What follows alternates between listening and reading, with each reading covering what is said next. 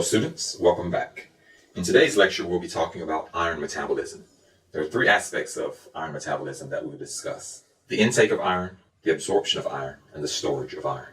There are several components that we'll need to diagram to discuss iron metabolism: the digestive system, the circulatory system, an intestinal cell, and proteins which actually bind to the iron or allow it passage into and out of cells. Let us represent those components first, and then we'll come back and represent the remaining components.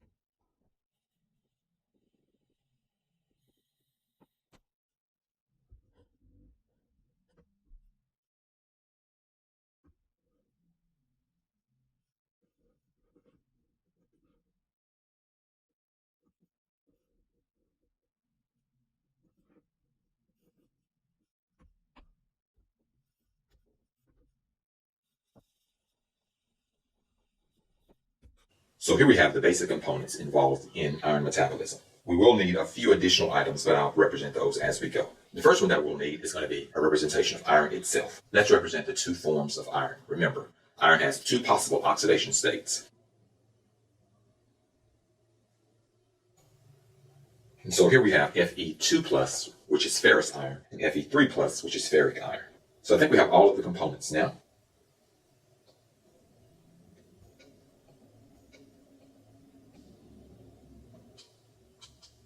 When we eat food, iron is part of that food, and so it enters our digestive system. The iron then travels to our small intestines, shown here. We've magnified this area because we need to talk about one of these cells.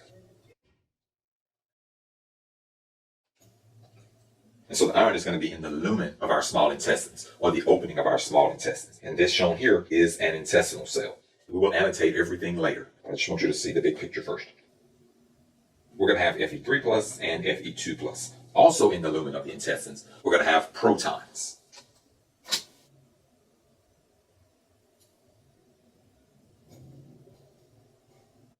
And so in the lumen, we're going to have ferric iron, ferrous iron, and protons. Shown here is a transport protein which allows the ferrous iron to enter the cell. However, in order for the ferrous iron to enter, it must be accompanied by a proton. The ferric iron, on the other hand, cannot use this transport protein. It needs to be converted to ferrous iron first. And now this iron can also enter the cell. The transport protein transports the iron. This protein here reduces the iron from Fe3+ to Fe2+. And again, we'll give the names. So the purple protein here, let's annotate a few items before we go too far. The green iron here is ferrous iron. The gray iron is ferric iron. The organ of the digestive system represented here, of course, is the stomach. The initial portion of the small intestines is the duodenum, or the duodenum. And here we have a blood vessel. The hydrogen ions here, of course, are protons. The cell shown here is a duodenal intestinal cell. And this intestinal cell is called an enterocyte.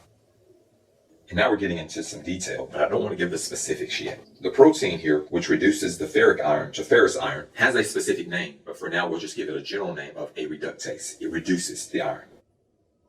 The protein shown here, which transports the ferrous iron along with a proton, is known as a transporter. And since both items are going in the same direction, we call this a symporter, or a symport transporter. Okay, I think that annotation gets us to where we were. And now we have ferrous iron inside of the cell.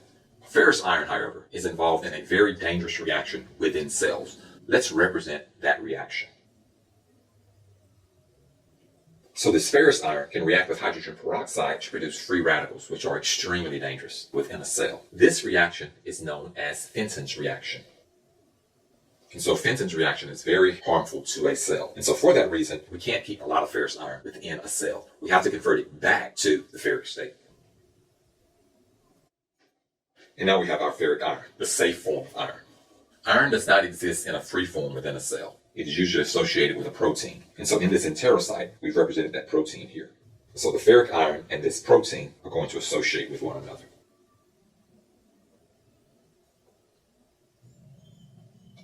And so this iron storage protein binds to the iron to form this complex. This is one way to remove the harmful ferrous iron from the cytoplasm. Another way is to actually transport the ferrous iron outside of the cell. The ferrous iron travels through another transport protein outside of the cell. The enterocyte and the blood vessel are very closely associated with one another, almost indistinguishable. So let's represent that here. The ferrous iron travels from the enterocyte almost directly into the bloodstream.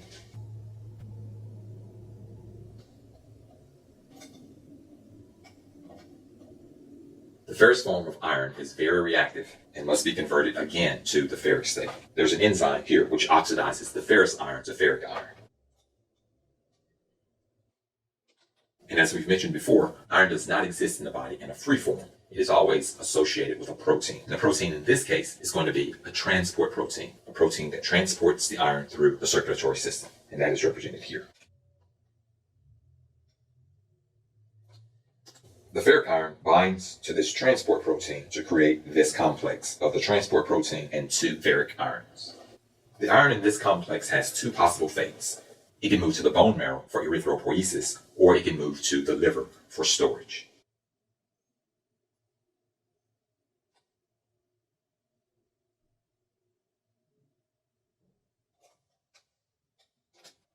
In the liver, the iron and this storage protein combine together to make a complex to store the iron. And so these are all of the components of iron metabolism that we will discuss. Let's annotate the remaining items. The protein here, the reductase. The name of this reductase is Duodenal cytochrome B.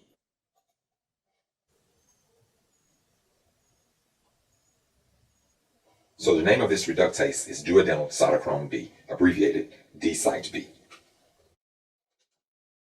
Our symport transporter is divalent metal transporter 1. So our symport transporter is divalent metal transporter 1, or DMT1.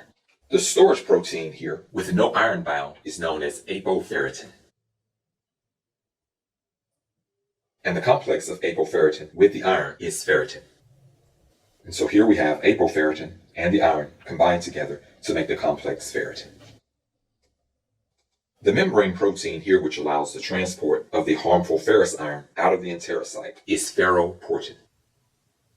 And the protein here, which actually oxidizes the ferrous iron back into ferric iron, is hephaestin. And of course, hephaestin is an oxidase. The protein here, which actually transports the iron through the circulatory system, is known as apotransferrin.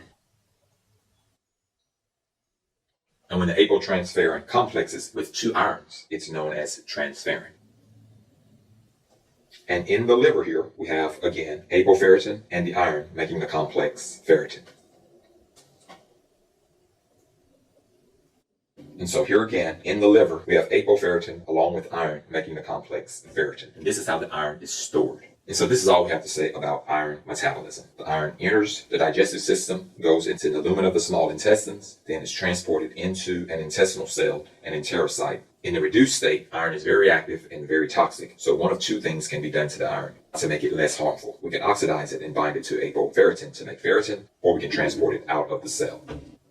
That iron is transported out of the cell, then it's complexed with a circulatory transport protein, apotransferrin, and this apotransferrin iron complex is called transferrin. The iron is either transported to the bone marrow for erythropoiesis, or it's transported to the liver for storage. And that concludes this lecture on iron metabolism. I hope that you've learned a lot.